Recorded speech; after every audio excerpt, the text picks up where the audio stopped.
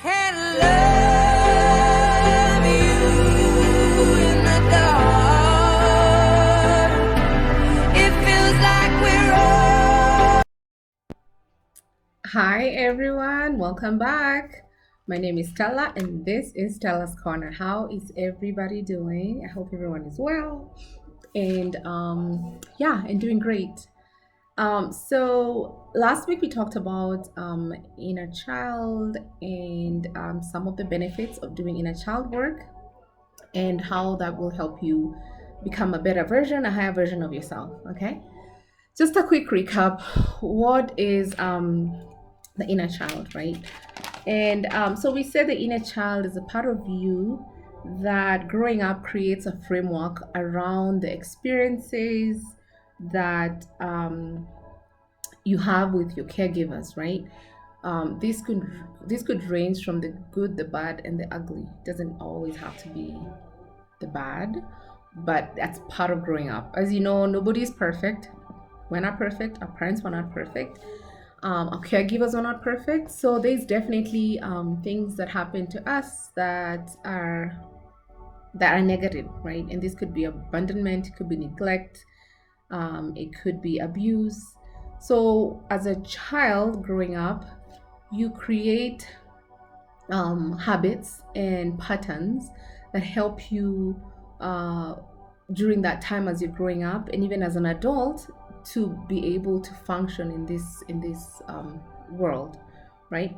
So the inner child is that part of you that still remembers, that still holds those memories, that still is in you. Sometimes shows up in situations like when you're triggered about something and you're pouting, or you're crying, begging for someone to stay with you, or things like that, things that are triggering emotionally, right?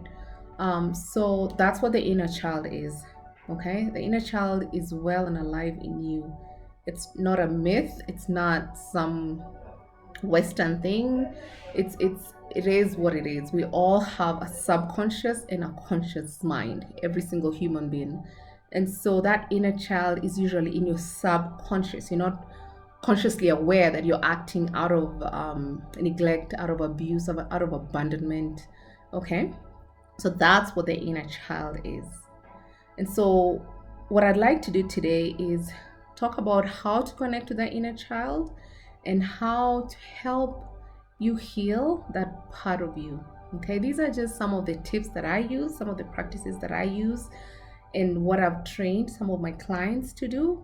And for me, I can say they have been effective. And just a disclaimer, healing is not a straight line. It's not something you'll say, oh, I'll give myself 2 weeks and I'll be fine. I'll give myself 1 week. I give myself 2 months. I'll take care of everything. No. Healing, when you decide to do inner healing work, it is self-discovery. It's a self-healing journey. It's something that you'll do for a long time. In the beginning, it's very difficult, it's very emotional, it's very hard, very triggering. But as you progress and as you learn new ways of doing things and as you learn new practices, it becomes easier and more manageable. And even as you go through life, you recognize and you realize, oh, I need healing in this part, right? And so the first thing on how to heal, how to connect with your inner child really is to be aware of the triggers. So a trigger is an emotional reaction that feels out of control. Okay. When you become aware of that trigger, usually it's very emotionally charged, right? And it feels like, oh, you're gonna just blow up. You're just gonna, you're super upset. You have no control of your feelings. You feel out of control. You feel like I'm losing my mind. You make decisions that are probably wrong decisions, more than likely, because you're operating from a very highly charged emotion. You're not really thinking, right? You're really actually operating from your subconscious and your inner child and the trauma and an emotional wound. Okay, so you're not really logically thinking of what do I need to do about this. Yeah, and so that's the first step. When you become aware of that emotion, the first tip I'm gonna give is do some journaling. Journaling for me has worked magic. I have journaled since I was, I don't even know, forever. Um, I've journaled all my life, and in fact, my book, Stressing, is actually a combination of all my journals that I've done over the years. Again, the book is in Amazon. Very soon, like I said, it's going to be printed. It's going to be in over 60,000 stores worldwide. So look out for that. But yeah, journaling. So the reason why I like journaling is because like I have kids, and my kids will do some art at school and they'll bring them home, and usually you can tell the art they did, even if it's a note or like a Mother's Day card or like a Christmas card or Easter card. You can tell there's a lot of emotion in that design and in the words, and just them being so excited to bring it to you, right? And as a mom, or even like as a parent, I wouldn't just read it and like, yeah, whatever. You when I read it, for me, it's emotional because I can feel they put their energy in it, they put their love in it. And what that means is that words have a charge, right? Words have either a positive charge, a negative charge, or at least a charge to the words, right? An energy charge, a frequency of some sort. So when you are journaling, what you're doing is you're writing what is in you, and so you're removing that charge. It could be a negative charge, it could be a really emotional thing. And so when you journal, when you write, you're actually what is it, transmuting. You're actually moving that energy from your body to the piece of paper. And that's why journaling is so important, it's so effective, is because after you journal, you do feel some relief. You feel like, when you read it, you're like, wow, okay. You can now read what you read and objectively look at it and see, okay, these are the patterns, this is how I felt, this is what happened, this is what should not have happened, I shouldn't have reacted this way. So journaling not only releases that charge, but it also helps you to see your pattern, your habits, right? It helps you see like how you react to certain things, the way your reactions are. Okay, so journaling is the number one thing that I would recommend. The second thing is revisit your childhood memories. This one can be very challenging, especially in communities and cultures where, and I'm going to speak on my culture, it's not normalized to openly talk about how you were raised, especially if you were raised in a very authoritarian household, a very restricting household, a household where you felt that you were probably not seen, heard, validated. You're told, hey, you're big now, you move on, those things are in the past. Are you bringing up the past? What do you want to do? What is the intention, right? And so we haven't created spaces, or we haven't created a room for us to express ourselves and to be able to talk about the past without feeling restricted, without feeling like, oh, I'm talking too much, I'm saying too much. And even if I say it, what's the point? I'm gonna look like the bad guy or whatever. So in our culture, it's very restricting.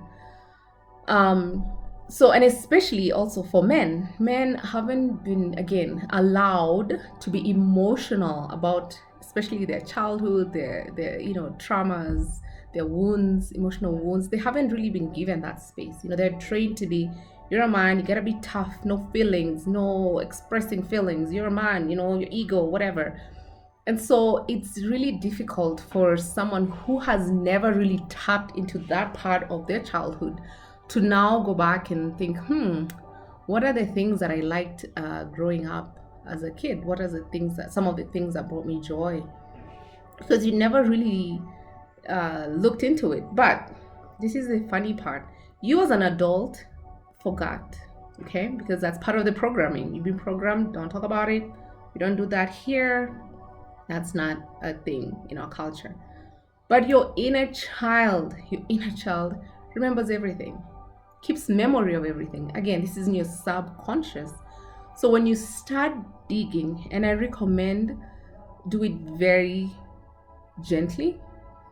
Do it in a space where you feel safe. First of all, make sure you feel safe. And I don't necessarily mean physically safe, I mean emotionally safe, mentally safe. Um, so that whatever emotions come up, you're able to handle them, right? Maybe have a healed healer, such as me. Um, when you start maybe journaling and these emotions come up, you're able to even talk to someone and tell them, this is how I'm feeling, this is what's been going on, is this, how do I handle these feelings? It's overwhelming.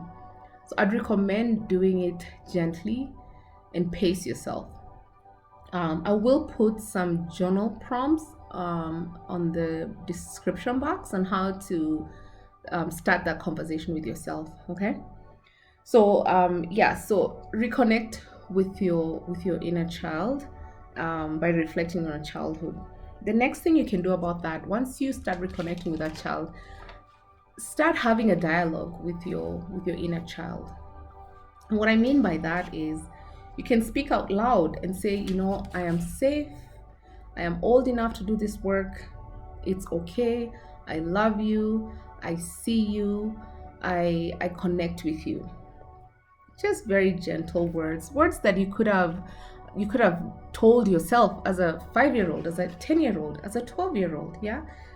Another way of looking at it is you're reparenting yourself. The things that you didn't get from your parents, again, we're not bashing any caregivers, we're not bashing anybody, we're just saying our parents also did not get fully what they needed, right? And maybe there wasn't this kind of information out there for them to know, oh, I could reparent myself, right? So they grew up wounded. And so when they had you, they didn't know what's best. They just continued what has been passed on to them, right? So we cannot blame them. If anything, when you start healing, you heal them because you're healing and breaking generational cycles that have been repeating over and over and over, right? So when you start dialoguing with yourself, make sure you're safe, make sure that you're empathizing with yourself, you're validating yourself. Yeah, you're giving yourself the safety, the love. And now this goes to point number 3. Start connecting with things that you liked as a child, right? For me, I remember I used to love pets. I had cats. Funny enough, now I don't like cats, but I had cats and I love dogs. And so what I did, I ended up getting a pet as an adult, which again changed my life. I liked plants, so now I do have plants even in my house, though I don't have, most of them are outside. I plant a lot of flowers. I love flowers, and this brings me joy, brings me happiness. I'm able to connect with that inner child, so start doing things. Once you start feeling that your inner child is now comfortable and they're showing up and you're starting to remember, hey, I used to like swimming, I used to like playing football. Do things that bring you closer to that version of you that was happy, had no limitations, had no trauma. Yes, connect with that person because that is still part of you. That is still who you are subconsciously. So, the third tip again is start doing things that bring you joy, and that will be another way of healing yourself. And the last thing is rest. Don't make this a daily activity, right? You don't have to remember everything at one time. Again, be gentle with yourself, pace yourself. Yeah, give yourself the rest. Find balance between work and everything else, your family life, your school life. Find that balance. Give yourself that rest that you need. And what I mean by rest is, just find a time during the day or the week where you just dedicate that time to yourself. Find habits and routines that enrich you. We've talked about this several times. This could look like maybe a meditation, could look like a prayer, could look like journaling, could look as just rest. Put your alarm, sleep for an hour, help your body to relax, You don't always have to be going and doing something. Just like children, my kids, when they're tired, they're out like a light bulb. They're like, "Mommy, I'm tired," and within 3 minutes, they're asleep. And when they wake up an hour later, they're full of energy. Whatever was disturbing them, they probably even don't even remember. It wasn't a big deal, right? So we need to give ourselves the same love we give to others. We now give it to ourselves and validate ourselves, love ourselves, be gentle with ourselves, and that will definitely um, be able to connect and heal your inner child. Okay, I think that's it for today. I hope this video was helpful, and we'll see you again next week with more information on healing and self-discovering. And again, I'm here to help you, here to be your guide, here to do videos that empower you to find and connect with your higher authentic self. And for now, I love you guys. Bye bye.